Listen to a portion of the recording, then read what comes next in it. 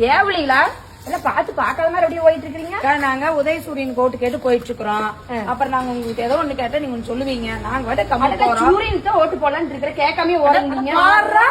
ஏங்கா சீமான் எங்க அண்ணன் சொல்லிட்டு இருந்தீங்க, இப்போ வந்து சூரியனுக்கு ஓட்டு போறேன்னு சொல்றீங்க. அட எங்க தலைவர் பிரபாகரன் அவருக்காக தான் சீமான நாங்க அண்ணான்னு சொல்லிட்டு இருந்தோம். கடைசியில எங்க பிரபாகரன் போட்டோவே போலின்னு சொல்ல அதை பத்தி வேணும்னு பேச மாட்டேங்கிறான். பெரியார் பத்தி தேவையெல்லாம் பேசிட்டு இருக்கிறேன்.